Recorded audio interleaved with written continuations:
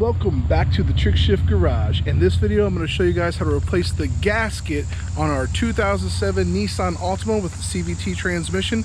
It's going to be considered the CVT cooler housing gasket. It's that one filter that's like a cartridge type filter that you've probably seen in my previous video on replacing it.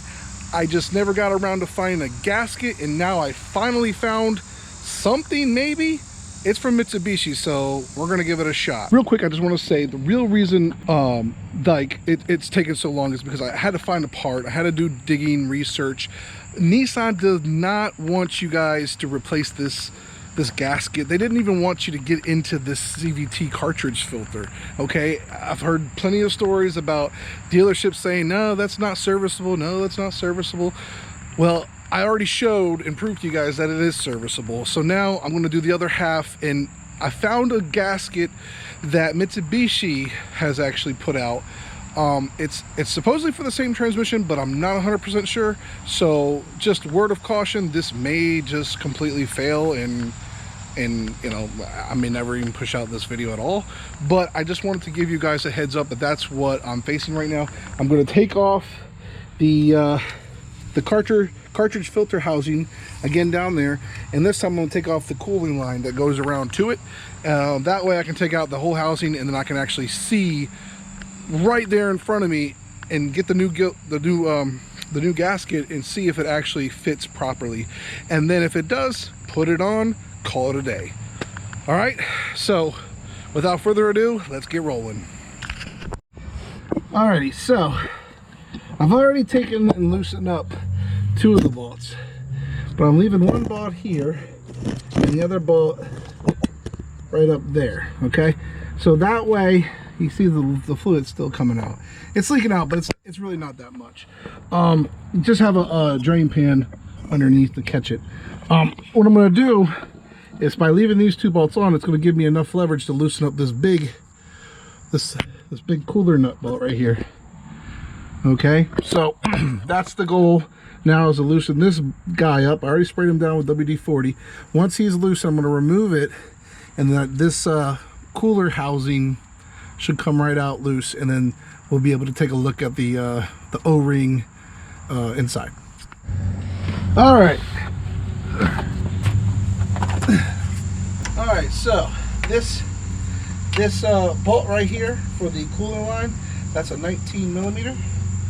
So we're going ahead, put it on, and break it loose.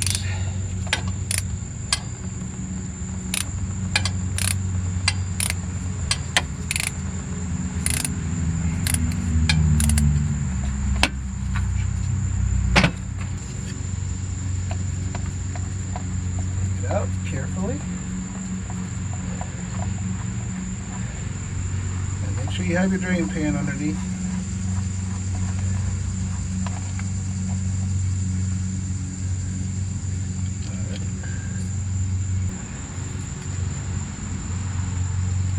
Make sure you also have this, probably can't see it.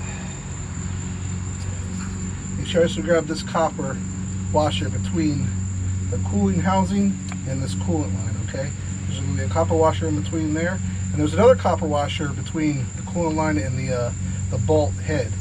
All right, so there should be two copper washers, one on each side of this coolant line.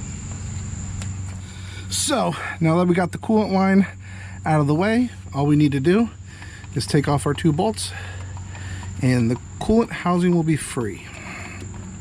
Pick up some more transmission fluid.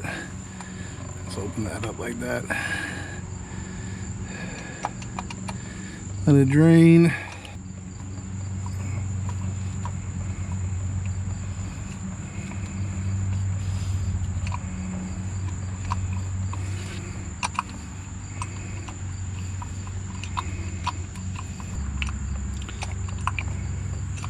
Okay, here is bolt number 3, and I should have one more up there.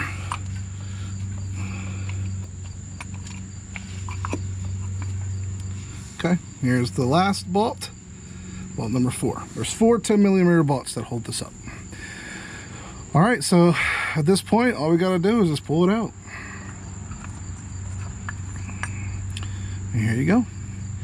And here is the other side I never showed you guys. This is the O-ring that goes around for this housing. All right, so I got the new gasket. Like I said, it's from Mitsubishi. I don't know if it's gonna fit, but let's go try it. Alrighty, so here you can see the gasket. Okay, this is the bolt that actually goes into this part right here. Okay, then there's a washer here. You see that there. I need to clean that up. And this is the washer that was actually here. Okay, and so how it worked was the bolt would go in through the coolant line. Okay, and then it would get tightened down. So on each side there was a copper washer. Okay, so that's just that. I wanted to show you that, how that worked. Okay, so here's the moment of truth. I got this, like I said, genuine Mitsubishi part. I got it offline, so, and I already tell looking at this thing, look at that, it's way too big. So this is not the right part number, y'all. So it's okay, it's okay. I mean, it's not a big deal. Just gonna have to put this back and then keep searching. What I'll probably do is take measurements of like the diameter and kind of like take pictures and see what it's supposed to be and go from there. But this is a learning experience for all. If you guys can find what the real part number is, I'd be much appreciative, because I'd really like to replace this O-ring here that's inside this housing. It hasn't been leaking, it hasn't leaked yet, but I mean, it's as old as the car itself, so I'd like to get like a new one in there, just for peace of mind. But other than that, I'm just going to clean up these parts and then put everything back for now. All right, so that didn't work out. Okay, the Mitsubishi part number, whatever it was not the right one, but that's okay. I'm going to keep digging, going to keep searching for this part number, because I really want to get this part number. So like I said, if you guys happen to come across the part number, please leave a comment down below. Help me out here. I'm trying to get this replaced, because I really like to get this gasket replaced right here. This one inside the CVT cooler housing filter, whatever. It's okay though. We're gonna get down to the bottom of it and figure it out. But that's it for this video. Thanks for watching. If you like our work, go ahead and hit that like, subscribe, and notification bell for more Trick Shift Garage videos, and we'll see you on the next one.